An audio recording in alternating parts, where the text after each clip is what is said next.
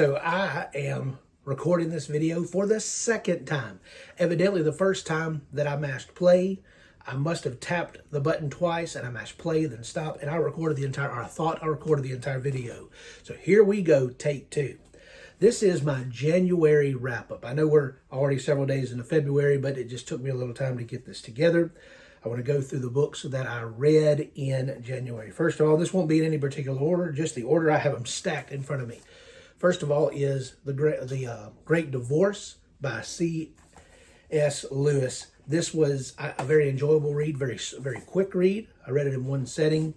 I loved the Chronicles of Narnia, which was his fantasy series. I loved the Space Trilogy, which was more of a sci-fi, also had fantasy elements to it, but more of a sci-fi series. This was another fiction book by C.S. Lewis. Kind of what you could say about this is it was completely allegory. A man takes a tour through heaven and hell. It's not quite what you think. It presented a little differently than just that point blank, but that's basically what it is, and he's learning lessons he needs to know for life. So C.S. Lewis, The Great Divorce. I really enjoyed it. It makes me want to read more of his work, specifically his nonfiction. Next is a book by H.C. Newell, Curse of the Fallen. H.C. is a self-pub fantasy author. This is my first thing to read by her. This is actually book one of the Book of the Fallen Light series. I really enjoyed it. So much here to enjoy, from fantasy type creatures to magic to dark atmosphere, adventure, quest, saving loved ones. A lot here that is enjoyable, a very fun read, quick read. You need to pick that up if you get a chance. Next on the stack here is Fool's Errand. This is book 6 in the Realm of the Elderlings by Robin Hobb. Now, I can't say enough about this particular book. I enjoyed it so much. I would have said that probably the Live Ship Traders, one of those books would have been my favorite so far in the series, specifically the third book, until I came to this, until I ran across this book. Emotional, character building, slow pace, not as slow as some of the books I've read by Robin Hobb in the past, but still, she takes her time, and that's a part of the magic of Robin Hobb. So if you are into character building, if you are into emotional stories, then you need to pick these up. You need to pick these up, and I can't wait till you get to Fool's Errand because it is so good. Next on the list here is Wolves of the Calla. This is book 5 of the Dark Tower series by Stephen King. Now, I started the Gunslinger back about a year ago or so. I enjoyed it, but I put it down and moved on to other things.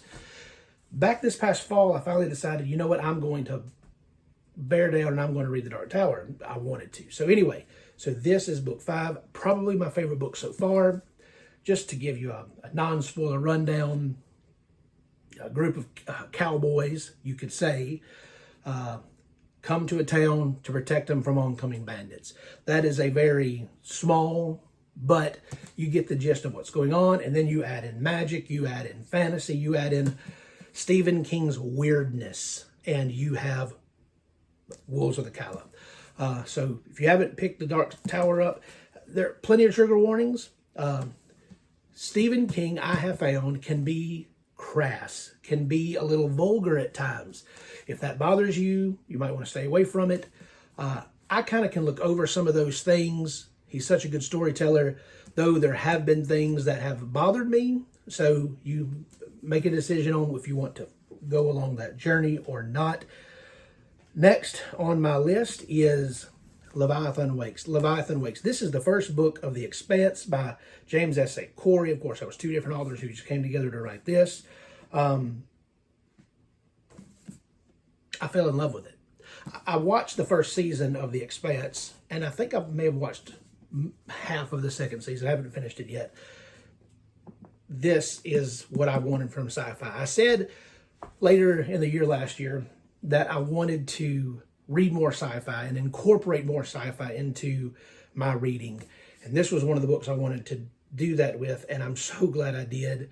I may have started off with a standard of what a space opera is supposed to look like, of what sci-fi in space is supposed to be. This was wonderful. I can't wait to move on to the next book, which is Caliban's War. That's book 2, and I'm just so excited to continue on with this. I've had several people ask me, hey, is The Expanse worth it, or is it worth it to read Leviathan Wakes? From people who really haven't read a lot of science fiction, I say yes. It's a good entrance into that door. Next on the list is a book that I did not complete, but it's because I'm dividing it up over a few months, and that is, don't you love that edition? I am so glad I bought it last year when it was still actually available. This is Shogun by James Clavell. It is a thick book. Probably the thickest book I've read so far, at least, or attempting to read. 1,300 pages. Just massive, but a very good story. A very slow beginning. It took me a little bit to get into the book to really start enjoying it, but then as I read parts 1 and part 2, it just got better for me. I finally began to kind of roll with the flow of the author. You're set into a world that you don't understand, and you don't understand it because the author, well, the main protagonist doesn't understand.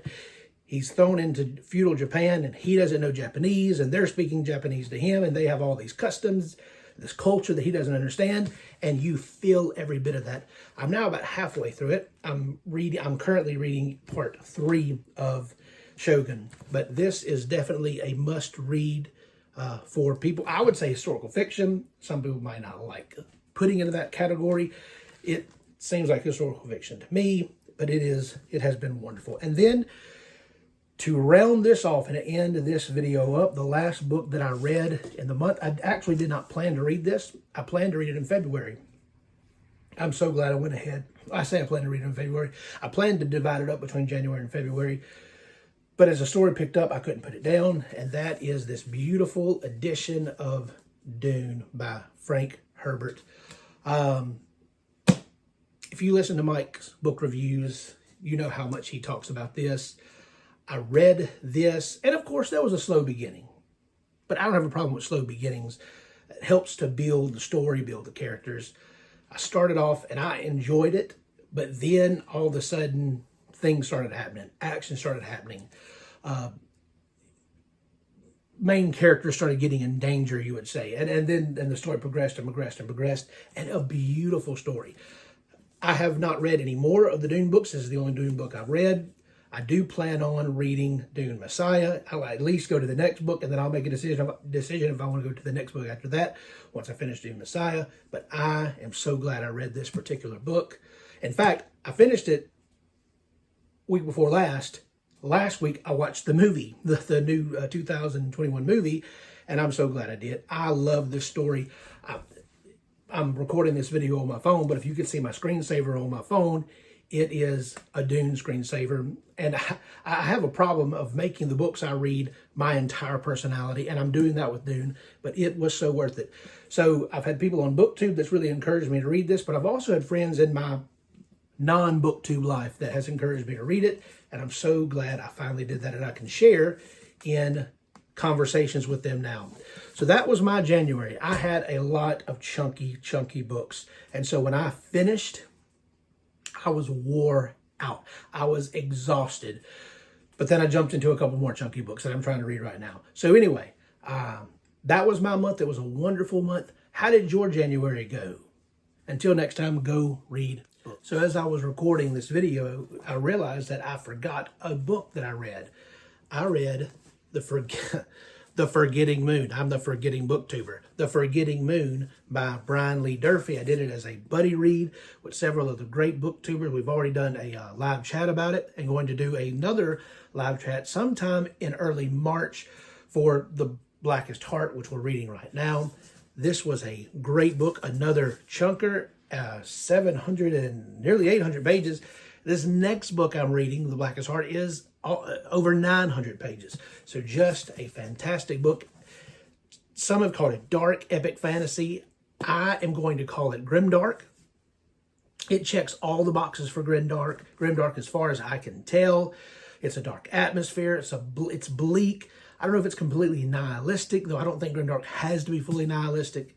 It is a brutal, bloody, painful, and the characters are morally gray. So I call it a grimdark book. Anyway, fantastic. If you like your stories darker and a little more bloody, then you need to pick up The Forgetting Moon.